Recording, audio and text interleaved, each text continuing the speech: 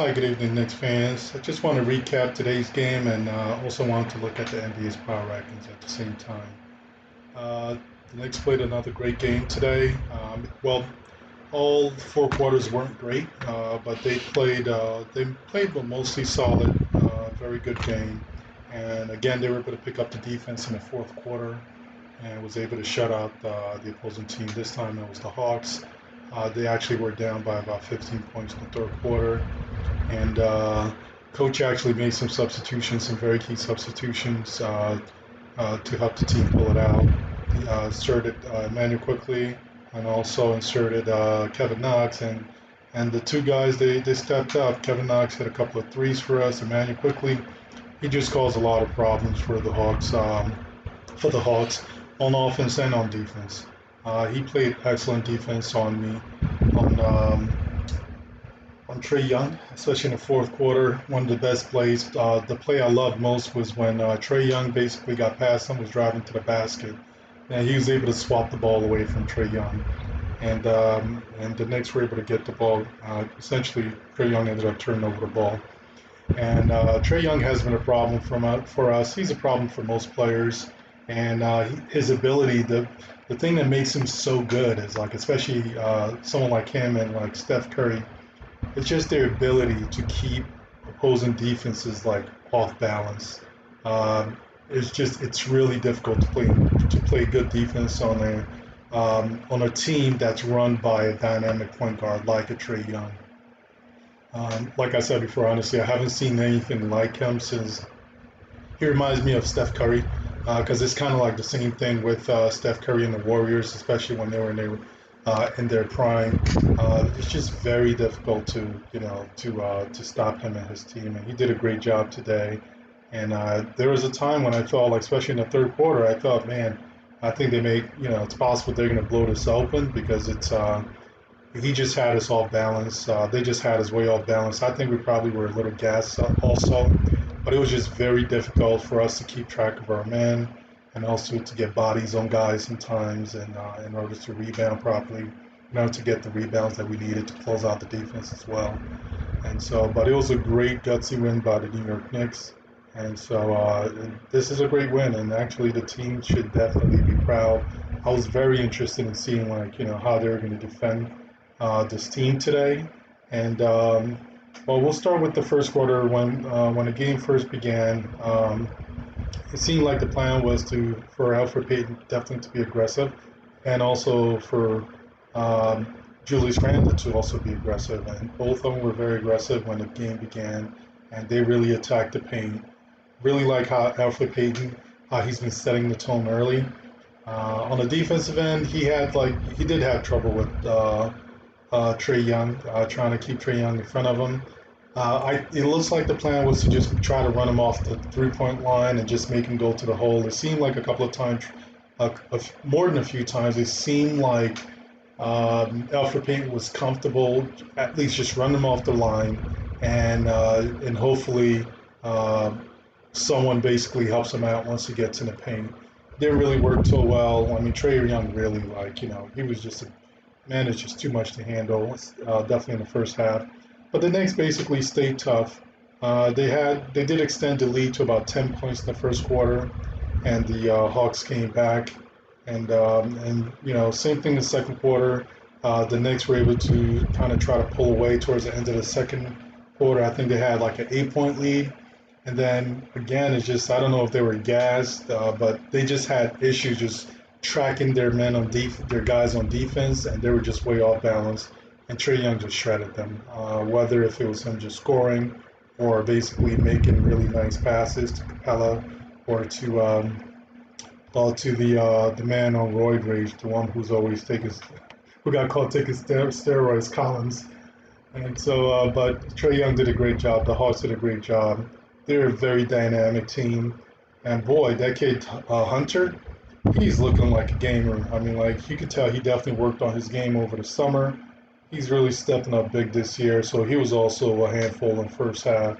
And so when the run that the Hawks ended up going in the third quarter, when they got that 15-point lead, I think some of it just kind of began at the end of first half. You could just tell it was just we were a little off balance, and and maybe we were also gassed, but we're definitely off balance. But it just began at the end of that second quarter because we had an 8 point lead, and then the Hawks just kind of came rushing back, and then took a lead before the half.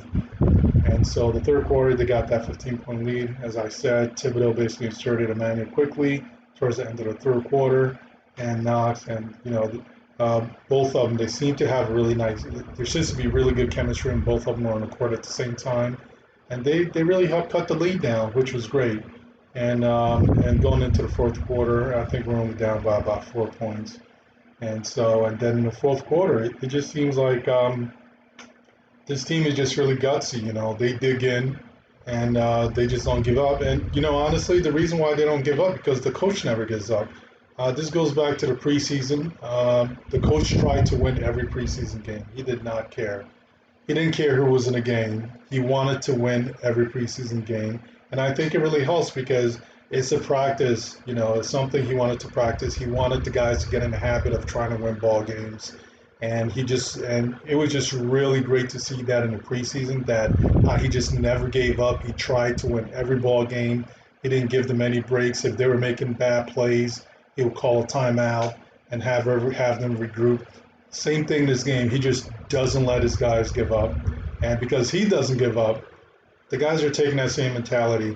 I remember reading this research paper when I was much younger, and it was a guy. He did a research paper about how um, culture basically starts from the head of the company, essentially. And I always think about sometimes when people talk about sports, they always say that you need, like guys to reset the culture, like certain kinds of players. I know a lot of guys who really wanted CP, Chris Paul, or Russell Westbrook because we need a leader to reset the culture. And I mean, it's a great thought, but uh, the paper I remember reading, I remember specifically saying like culture starts from the top. It starts from the CEO and it flows down, and everyone takes the basically, uh, essentially for the most part. Uh, essentially, what ends up happening is the CEO knows that it sets the culture, right? Because because he knows what he wants out of his workers and the guys on his team, and so the chances are he's going to hire the people that he likes, the people that's going to help him accomplish his goals. And some of those guys are also going to be a little like-minded. They're going to be a little similar to him, the way he is. And so that's what the Knicks did over the summer. They looked at the roster, and they have guys. These guys care. These guys are hard workers. It's not like they're a bunch of young kids that are hard workers that care. And so they ended up just keeping the guys they had on the roster and then brought in guys that were good character guys, guys that they knew that would buy in and that they could work with. And so I guess the point I'm trying to make is essentially if you want to change the culture, you don't bring in, is not, you don't do it by just bringing in like a CP3. That's great. CP3 is a great basketball player. He does help turn franchises around. But if you want to reset the culture of an organization, it starts from the top. And at the very least, it has to be the coach. And obviously, the coach and the front office have to be on the same page, but it always has to start with the coach. And so Thibodeau is basically that person who's going to reset your culture. He's the one who changes the culture. The coach is the one who changes the culture. Last year when we had Fizdale, I mean, you guys saw what happened. Actually, last couple of years, you guys saw what happened the first season he coached, and you guys saw what happened last season. And look, it is what it is. I don't want to look backwards, but you guys saw what we got. But this year is different. We got Thibodeau. You know the kind of coach he is. He's very detail oriented. He's already said if you're not going to play hard, you're not going to play defense, you're not going to play at all. And not just that, he's like, you're just not going to play in the game because you're the first round pick. You have to show it in practice.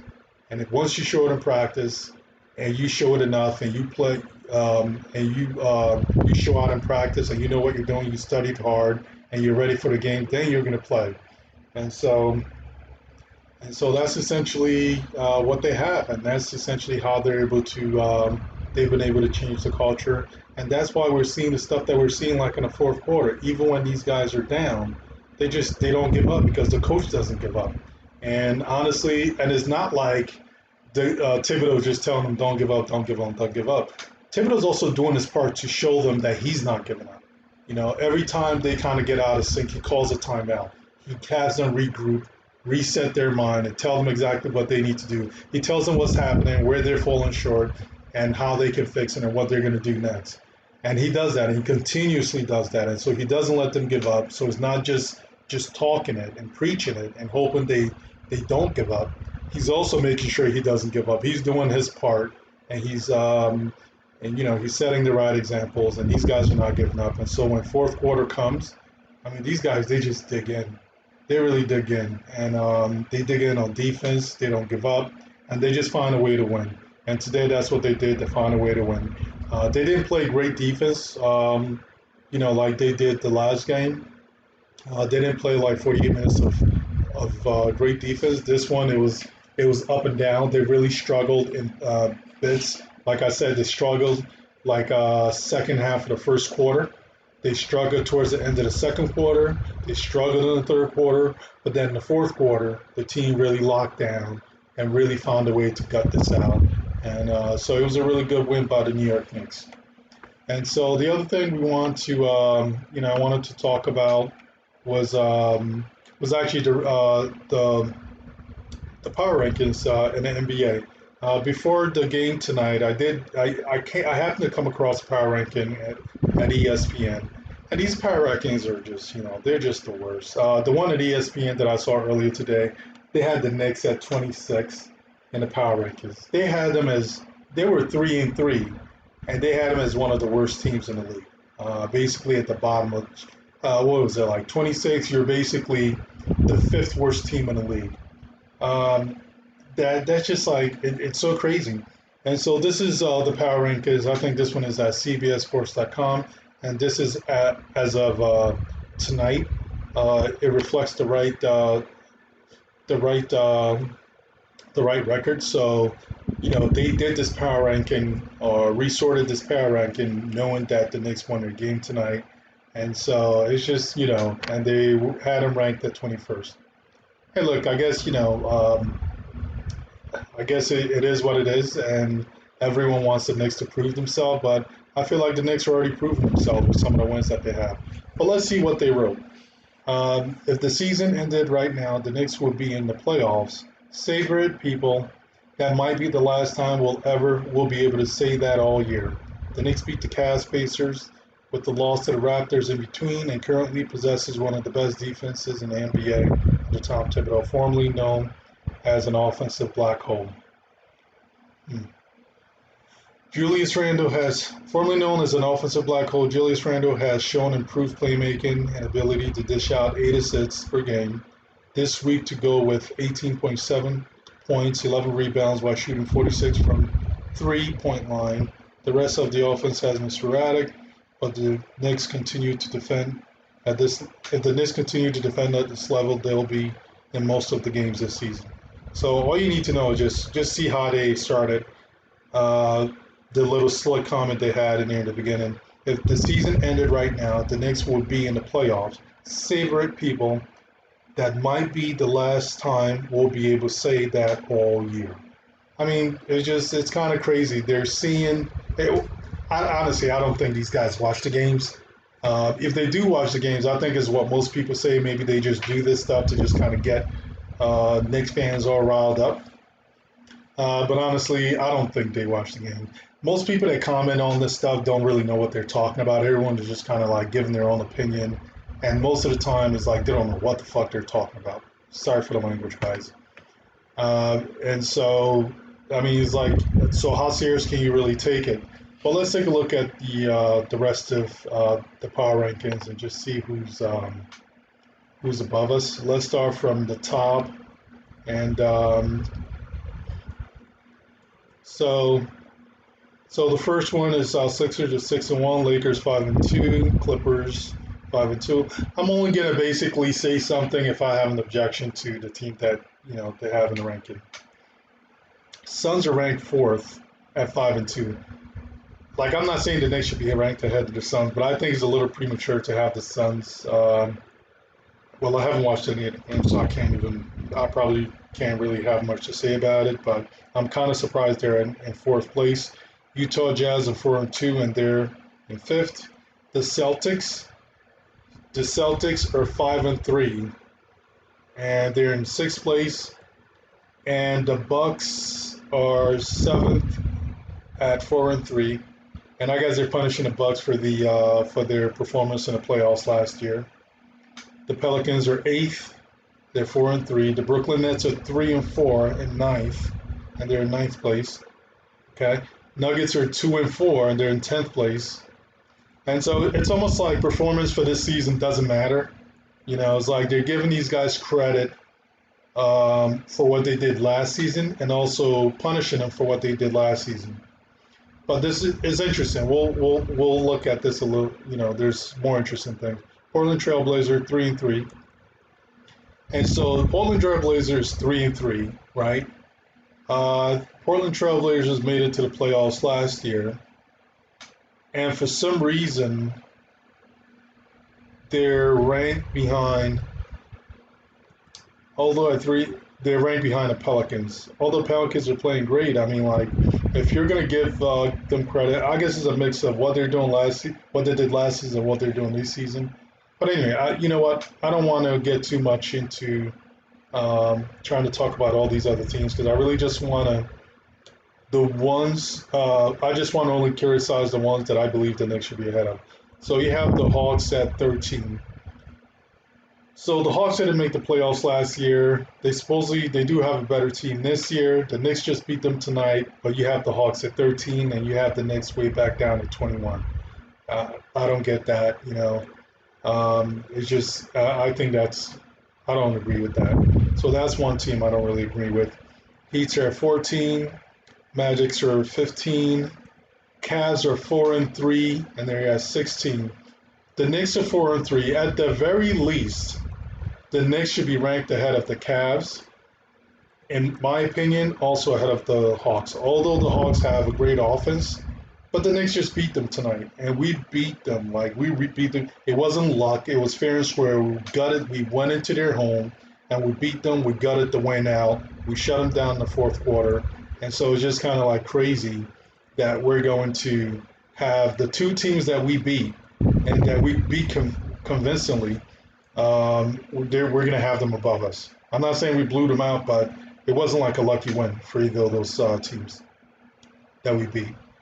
So Rockets 2-3, Kings are 3-3, Warriors are 3-3. In my opinion, I think we should. I'm not sure if the Warriors should be as ranked as high as they are, but I guess they're trying to give them the respect because they were former champs. Uh, the Raptors are ranked ahead of us and at 1-5. With an atrocious record like that, although they beat us, they're still they have the ranked ahead of us. And the Mavs, this one was a surprise. The Mavs made it to the playoffs last year, did really well in the playoffs, and they're ranked at 22 behind the Knicks at 3-4. Man, talk about the lack of respect. Grizzlies are 2-4, 24. Wizards are 2-5. So it's just honestly, don't care about the rest of these. But so the Knicks are ranked 21st. Guys, tell me what you think about that. I think there's two teams we should be ranked ahead at least. I think, in my opinion, I think we should be ranked ahead of the Hawks and also ahead of the Cavaliers. But those guys are ranked ahead of us. The Hawks are ranked 13, Cavaliers are ranked 16, and we're at 21. So, guys, tell me what you think. Do you guys agree with the power rankings? I think you guys probably don't agree with it, but just tell me what you think below. And if you guys, excuse me, sorry. And if you guys like the video, please like, subscribe, and talk to you guys soon.